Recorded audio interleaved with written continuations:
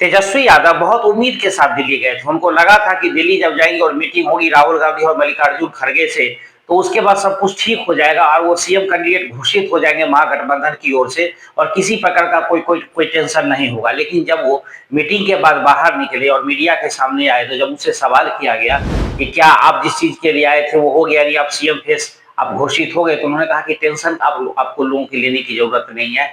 ये सब कुछ ठीक-ठाक है, चुनाव के बाद देख लेंगे, उसमें किसी प्रकार की कोई परेशानी नहीं है। यानी मीडिया को तो टेंशन लेने की ज़रूरत नहीं है, लेकिन तेजस्वी यादव के लिए टेंशन की बात ज़रूर है। क्योंकि अभी एक ताज़ा सर्वे आया है जिसमें दिखाया गया कि तेजस्वी यादव की लोकप्रियता घट रही है।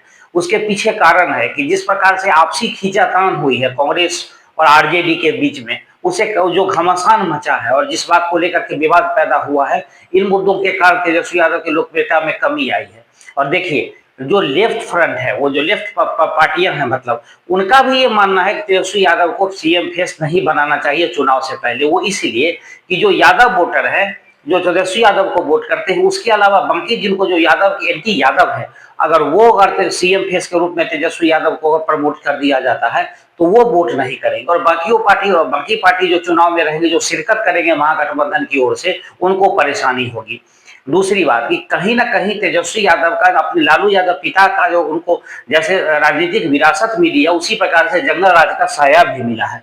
और ये बातें इस बार जिस प्रकार से विधानसभा में काफी उठाई गई और इस पर काफी मुखर होकर के नीतीश कुमार ने जवाब दिया और पूरा विधानसभा गरमाया रहा जंगल राज वर्सेस मंगल राज पर, तो उसी स्थिति में लोगों को लगता है कि तेजस्वी यादव को सीएम फेस बनाते हैं तो बिल्कुल ये चुनाव में घाटे का सौदा हो जाएगा और इसमें हम कामयाब नहीं हो पाएंगे। और कांग्रेस इस बात को भली भांति जानती है। दूसरी ओर कांग्रेस को यह भी लगता है कि उसको मन मुताबिक अगर उनको हरी झंडी दे देते हैं सीएम उम्मीदवार के रूप में, तो आगामी चुनाव के समय जब सीट बंटवारा होगा, तो मन मुताबिक ना तो सीटें मिलेंगी और न ही जगह मिलेगी। जहां जैसा मन होगा आरजेडी तय करके वहां से उनकी उम्मीदवारी घोषित करा देगी।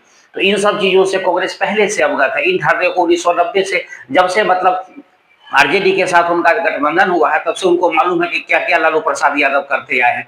लेकिन इस बार कांग्रेस चाहती है कि ये सब कोई ऐसा चीज दोहराया न जाए जो पहले से हो पाया है।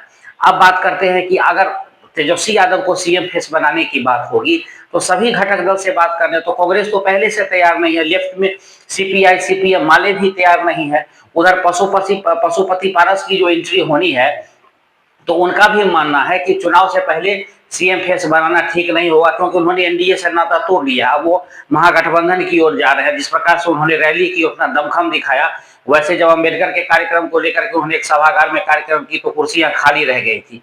लेकिन अभी भी उनका लगता है कि कम से कम 20 सीट हमें महागठबंधन में मिल जाएगा चुनाव लड़ने के लिए। अब बिहार में भी बड़ा ही एक माहौल बना हुआ है, चुनावी माहौल कहिए। जो भी चुनाव में 5-6 महीने 4-5 महीने देर है, लेकिन बड़ा अच्छा माहौल एक प्रकार से बन गया है। उसको आप कहेंगे, आप इसको मजाकिया मूड में भी कह सकते हैं कि नई नई पार्टियां बन रही। हिंद सेना, उधर पान समाज से लोग आ रहे हैं, ताती समाज की रैली हो रही है। मतलब हर जाति, जितनी जातियां उतनी रैली हो रही है बिहार में। सबको अधिकार चाहिए।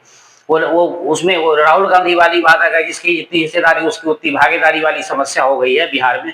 तो किस किस को, हर किसी का डिमांड कम से कम 20 सीट है। उधर मुकेश सहनी महागठबंधन से मुंह फुला करके बैठे हुए हैं, वो बीजेपी की ओर जाना चाहते हैं। लगभग उनकी बात हो भी गई है, लेकिन कभी वो शाम को कहते हैं कि आज हम एनडीए की तरफ जा रहे हैं, और सुबह कहते हैं कि नहीं, महागठबंधन के साथ हैं। तो ढुलमुल रवैया ऐसे बहुत सारे पार्टियों का चल रहा है।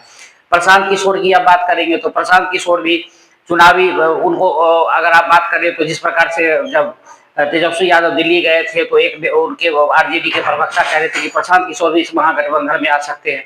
लेकिन जहां प्रशांत किशोर इस बात की घोषणा कर रहे हैं कि हम तेजस्वी यादव के खिलाफ चुनाव लड़ेंगे, तो कैसे प्रशांत किशोर महागठबंधन के साथ जाएंगे। लेकिन हाँ, जब थर्ड फ्रंट की बात कांग्रेस कर रही थी कि थर्ड फ्रंट बनाएंगे, तो उसमें कांग्रेस ने प्रशांत किशोर को जरूर आने का न्योता दिया था। तो इन तमाम चीजों को देखेंगे तो बड़ा भी कुछ विचित्र सा माहौल बना हुआ है। उधर नीतीश कुमार भी अब चुनावी तैयारी में जुट गए। जिस प्रकार से उन्होंने अशोक चौधरी को बड़ी जिम्मेदारी है, यानी कि इस बार बिहार में दलित वोट को लेकर के लड़ाई है, क्योंकि वक्फ वोट के कारण मुसलमान वोट का तो पहले से पता चल गया है कि ज्यादा ध्रुवीकरण किशोर होगा। लेकिन दलितों को लेकर के इस बार काफी मारामारी हो रही, उनके वोट को लेकर के। पशुपति पारस है, चिराग पासवान है, जीतन मांझी है। तो नीतीश कुमार ने भी अशोक चौधरी को 20% जो दलित वोट है उस पर उनकी नजर गई है, और वो चाहते हैं कि उस वोटरों को अपनी ओर किया जाए। तो जेडीयू ने भी कमर कस ली है, उधर मनीष वर्मा को भी नई जिम्मेदारी दी गई है। तो अगर मिला जुला करके देखेंगे बिहार की राजनीति में, तो अभी बोर्ड पे कैसे पकड़ बनाया जाए, इसको लेकर के सभी पार्टियां जद्दोजहद में लगी हुई है। उधर नायब सैनी के कहने के बाद सब, जिसके सम्राट चौधरी के नेतृत्व में चुनाव लड़ा जाएगा, तो जदयू सजग भी हो गई है कि कहीं ऐसा ना हो कि जहां नीतीश कुमार के नेतृत्व की बात हो रही थी, वहां सम्राट चौधरी के नेतृत्व में चुनाव ना कहीं हो जाए। तो लेकिन इस बात का खंडन भी कर दिया गया है।